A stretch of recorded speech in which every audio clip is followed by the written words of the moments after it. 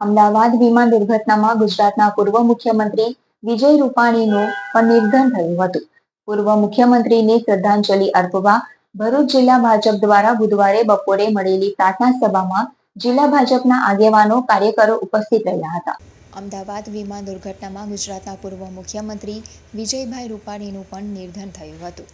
પૂર્વ મુખ્યમંત્રીને શ્રદ્ધાંજલિ અર્પવા ભરૂચ જિલ્લા ભાજપ દ્વારા બુધવારે બપોરે મળેલી પ્રાર્થના સભામાં જિલ્લા ભાજપના આગેવાનો કાર્યકરો ઉપસ્થિત રહ્યા હતા. ભરૂચ જિલ્લા ભાજપ પ્રમુખ પ્રકાશ મોદી, સાંસદ મનસુખ વસાવા, અંકલેશ્વરના ધારાસભ્ય ઈશ્વરસિંહ પટેલ, ભરૂચના ધારાસભ્ય રમેશ મિસ્ત્રી, બાગરાના ધારાસભ્ય અરુણસિંહ રાણા, જંબુસરના ધારાસભ્ય ડી.કે. સ્વામી, પૂર્વ ધારાસભ્ય અને સંઘ પ્રદેશના પ્રભારી દુષ્યંત પટેલ, મહામંત્રી નિરલ પટેલ, પૂર્વ પ્રમુખ મારુતિસિંહ અટોદરિયા, જિલ્લા પંચાયતના પ્રમુખ મહેન્દ્રસિંહ વાસડિયા, પાલિકાના પ્રમુખો વિભૂતિબા યાદવ, લલિતાબેન રાજપુરોહિત, પૂર્વ રાજ્યસભા સાંસદ ભરતસિંહ પરમાર સહિતનાએ શ્રદ્ધાસુમન અર્પણ કર્યા હતા. સ્વર્ગસ્થ પૂર્વ મુખ્યમંત્રી વિજયભાઈ રૂપાણી સહિત વિમાન દુર્ઘટનાના અન્ય મૃતકો માટે મૌન પાળી તેમની તસવીર ઉપર ફૂલહાર અર્પણ કરાયા હતા. પૂર્વ ધારાસભ્ય દુષ્યંત પટેલ સહિત ભાજપના આગેવાનોએ વિજયભાઈ રૂપાણી સાથેના પોતાના સંસ્મરણો યાદ કર્યા હતા. ભરૂચ જિલ્લાના વિકાસ માટે પણ તેમણે લીધેલા નિર્ણયો અને કરેલા કામોને યાદ કરી ભાવાંજલિ આપવામાં આવી હતી. પૂર્વ મુખ્યમંત્રી હંમેશા તેમના કાર્યો, નિખાલસ સ્વભાવ અને વ્યક્તિત્વને લઈને યાદોમાં ચિરંજીવી રહેશે તેવો ભાવ ભરૂચ જિલ્લા ભાજપે પ્રગટ કર્યો હતો. સાથે જ તેમના પરિવારને આ દુઃખ સહન કરવાની કુદરત શક્તિ આપે તેવી પ્રાર્થના કરાઈ હતી.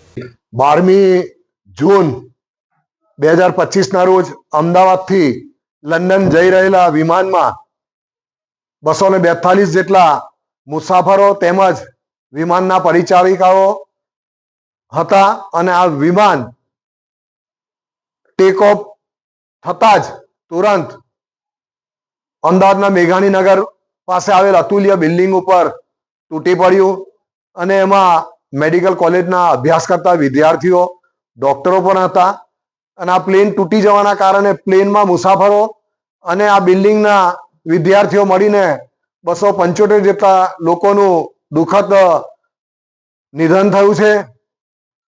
આ તમામ પ્રત્યે અમે દુઃખની લાગણી વ્યક્ત કરીએ છીએ. આજે એઓનું અસ્તિત્વ નથી તો એમના નિધનના કારણે ગુજરાતને જે ખોટ પડી છે એ ભૂલી શકાય એમ નથી. એમના નિધનથી એમના પરિવારજનોને, એમના મિત્ર વર્તુળને, સંબંધીઓને જે કારમાં આઘાત લાગ્યો છે એમને અમે સાંત્વના આપીએ છીએ અને ગુજરાતના સમગ્ર લોકોને આ વિજયભાઈના જવાથી રાજકારણમાં જે એક ખાલીપો પડેલો છે એના માટે પણ અમે આઘાતની લાગણી અનુભવીએ છીએ અને એમના માટે અમે શ્રદ્ધાંજલિ અર્પીએ છીએ. 12મી તારીખ ગોઝાર દિવસ કહીએ. 12મી તારીખે એર ઇન્ડિયા ફ્લાઇટ અમદાવાદથી લંડન જતી હતી. એમાં વિજયભાઈ રૂપાણીજી પોતે પણ હતા. દુઃખદ પ્રસંગ કહીએ તો 275 વ્યક્તિનું મોત થવાથી સમગ્ર ભારતમાં, સમગ્ર વિશ્વમાં એમનો શોક અને એની લાગણી પ્રસરી હતી. વિજયભાઈ રૂપાણીની જો વાત કરું તો માજી મુખ્યમંત્રી હતા, પ્રદેશ અધ્યક્ષ હતા, સંઘના પ્રચારક હતા અને વિજયભાઈ રૂપાણી તમામ પ્રકારની શિક્ષણની સુવિધાઓ પણ એ પોતે કાર્ય કરતા હતા. કેટલી પણ સુવિધાઓ એમને ઊભી કરી છે. મને કહેતા આનંદ થાય કે હું ધારાસભ્ય હતો, વિજયભાઈ રૂપાણીજીએ સેવા સેતુનો કાર્યક્રમ શરૂ કરવાનો નિર્ણય લીધો. હવે આ સેવા સેતુના કાર્યક્રમમાં ગરીબ, પીડિત, દલિત, શોષિત તમામ વર્ગને જે રેશનિંગ કાર્ડ કાઢવાનો હોય, આધાર કાર્ડ કાઢવાનો હોય કે ખેડૂતની ખેતીનું માપનું માપ એક સર્ટિફિકેટ કાઢવાનું હોય, એવા પણ તમામ કામો વિજયભાઈ રૂપાણીએ ગરીબને માટે કરેલા છે.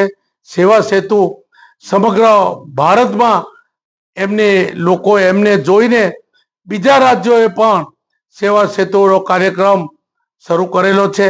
વિજયભાઈ રૂપાણીની વાત કરીએ તો એ ભારતીય જનતા પાર્ટીએ ખૂબ મોટો આગેવાન ગુમાવેલો છે.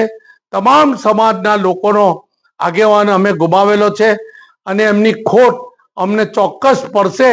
પણ પ્રભુ એમના આત્માને શાંતિ આપે, એમના પરિવારજનોને શાંતિ આપે એ જ અર્ચના.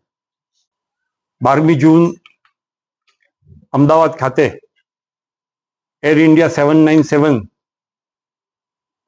લગભગ 242 થી વધારે પેસેન્જર વાળું પ્લેન એ દુર્ઘટનાગ્રસ્ત થયું, એનો એક્સિડન્ટ થયો. આ એવી ગંભીર એક્સિડન્ટ કે જે વિશ્વના અંદર જે પ્લેનમાં જે એક્સિડન્ટ થયા છે એનાથી પણ એવો જ એક ગંભીર એક્સિડન્ટ આપણા ગુજરાતમાં થયો. લગભગ 275 થી વધારે લોકોએ એક્સિડન્ટની અંદર જીવ ગુમાવ્યો છે.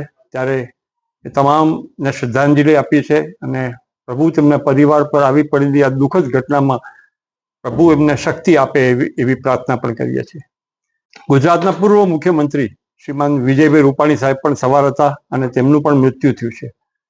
આ દુઃખદ ઘટનાની અંદર પ્રભુ એમના પરિવાર પર આવી પડેલી આ દુઃખદ સમય શક્તિ આપે એવી પ્રભુના ચરણોમાં પ્રાર્થના. ખાસ કરીને વિજયભાઈ રૂપાણી સાહેબે એમના ટેન્યોરની અંદર જ્યારે મુખ્યમંત્રી હતા અને અમે એક MLA તરીકે ખૂબ સારા કામો થયા છે અને સૌથી મોટામાં મોટા 2-3 કામો જો ગણાવું તો ભરૂચ GIDCમાં કે સમગ્ર ગુજરાતને GIDCમાં નાના ઉદ્યોગકારને એક એડજોઇનિંગ પ્લોટ હોય તો સરકાર આપતી હતી. નાનામાં નાનો કાર્યકર્તા બાજુમાં ઊભો છે એની ઓળખાણ પણ અન્ય નેતાઓ સાથે કરાવી, આવા એમનો સ્વભાવ હતો. અને જ્યારે જઈએ ત્યારે કોઈ પણ કામ માટે જઈએ તો સહેજ પણ તોછડાય નહીં, વિવેકપૂર્ણ સહેજ પણ એ નિર્ણય સારો છે ખોટો છે, આપણે સાચું કહી રહ્યા છીએ બીજું કહી રહ્યા પણ એ નિર્ણય એ બધાને સાથે રાખીને જે કાર્ય કર્યું છે. અને ખાસ કરીને જ્યારે પ્રદેશ અધ્યક્ષ હતા ત્યારે એક પલ અમને યાદ છે કે અસા ગામની અંદર જ્યારે કામકાજ પૂરું થયું તો રાત્રે છેક મોડી રાત સુધી 2 ટીમ પાડીને જે અંતાક્ષરી અહીંયા રમ્યા છે અને ગીતોના ખૂબ